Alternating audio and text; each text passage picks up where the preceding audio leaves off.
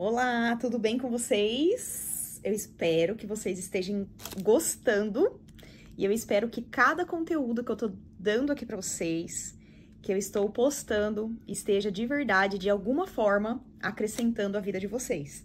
Porque a intenção é essa, gente. A intenção aqui é eu passar um pouquinho o que eu vivi esses 21 anos para vocês tirarem de lição aí, usar o que for preciso, né? E descartar também o que não for, porque eu falo que sempre é importante a gente ouvir. Eu acho que uma das maiores qualidades do ser humano é ouvir, porque tudo parte do ouvir. Então, principalmente uma pessoa que tem um pouco mais de conhecimento, né? Naquilo que naquele caminho que a gente está trilhando.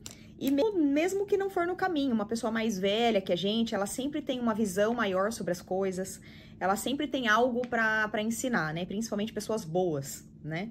Então eu falo que tudo que as pessoas têm, assim, pessoas boas, de caráter, que tem um pouco mais de experiência com a gente, que a gente, seja na idade ou seja na profissão, né? Ou qualquer outro conhecimento, sempre vem acrescentar. Então eu falo que a gente sempre tem que peneirar ali, pegar o que serve, o que não serve a gente descarta, né? Mas hoje, gente, eu quero contar uma história pra vocês, bem do meu começo, assim. Na verdade, foi o maior desafio que eu tive na minha profissão. Eu falo que é importante a gente saber separar a nossa vida pessoal da nossa vida profissional. Só que dependendo do que acontece com a gente, se é um problema grave, né, perca de alguém muito próximo, pai, mãe, irmão, filho, Deus me livre, né, mais filho.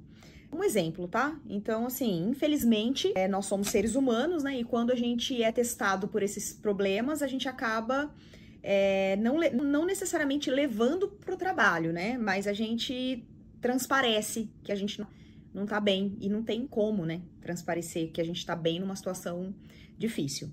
E eu quero trazer aqui pra vocês a minha história.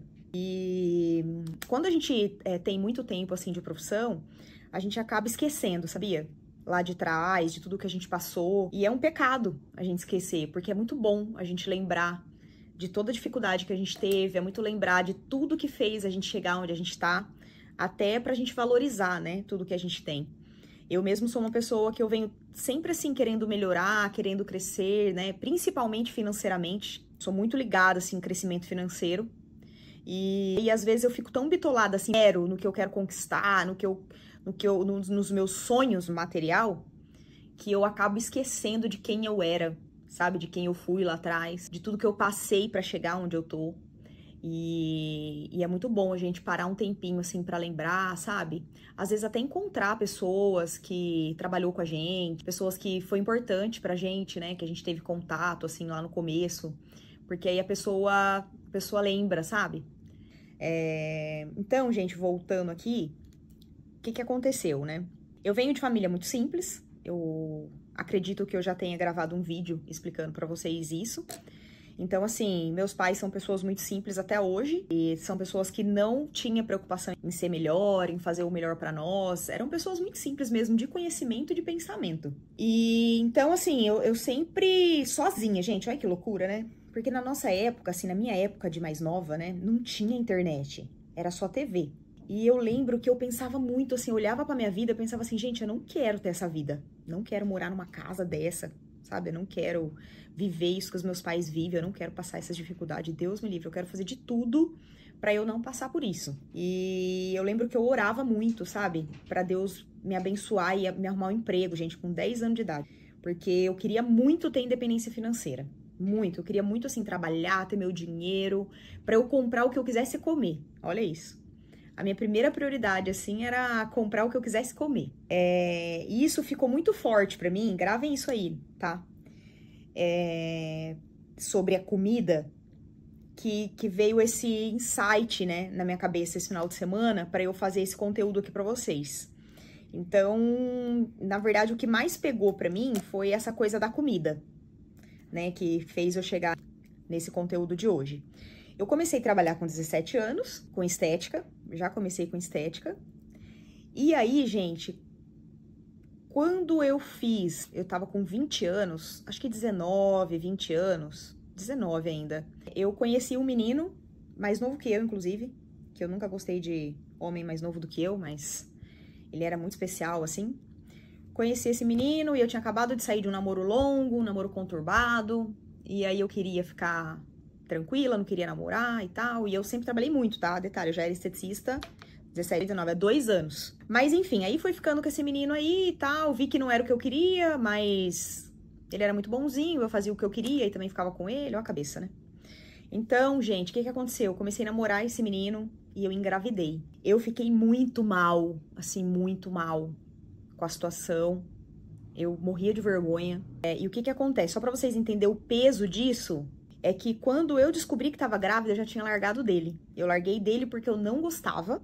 Eu descobri que tava grávida, gente, num exame anual, assim, que a gente vai no médico, entendeu? Aconteceu, eu larguei dele num mês, calhou desse exame eu fazer no próximo mês, e aí lá na consulta, então quer dizer, não tava atrasada, não tinha sintoma de nada. A ginecologista desconfiou, pediu pra eu fazer um beta, né, um exame de sangue, e aí eu fiz esse exame de sangue e nele foi constatado que eu tava grávida. Aí, assim, vocês imaginam, eu sempre sou evangélica de berço, né? Batizada na Adventista do Sétimo Dia. Nessa época aí eu tava desviada, meio não, completamente desviada. Sempre orei. Tem várias histórias, inclusive, aí das minhas orações. Porque eu ia pra festa, chegava da festa e fazia oração pra dormir, né? Que dificilmente eu durmo sem fazer oração. E aí, o que aconteceu? Pra mim foi muito difícil, porque eu tinha vergonha, eu não estava com o pai da minha filha, né? Tipo, eu não tava com o pai da criança.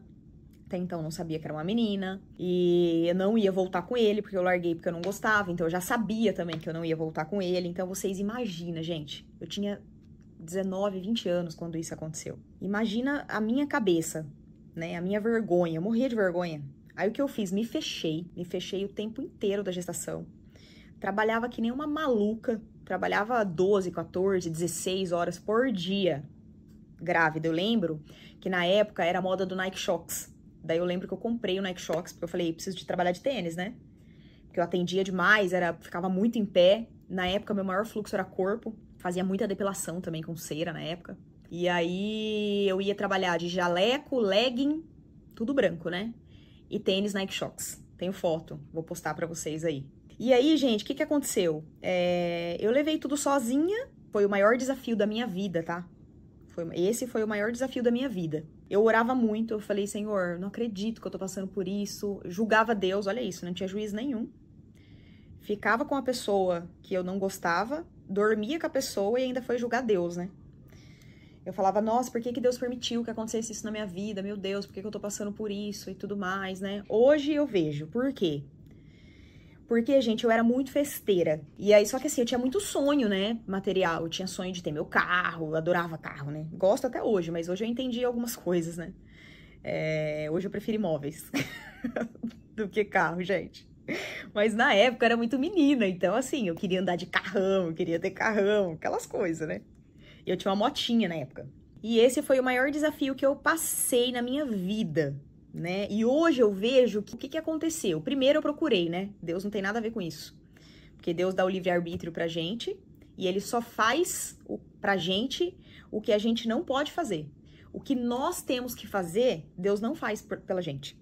Deus existe para fazer o impossível na nossa vida. O que nós não podemos fazer. Aí ele intervém e faz por nós. Agora, o que nós temos que fazer, o que é dever nosso, Deus não vai fazer pela gente.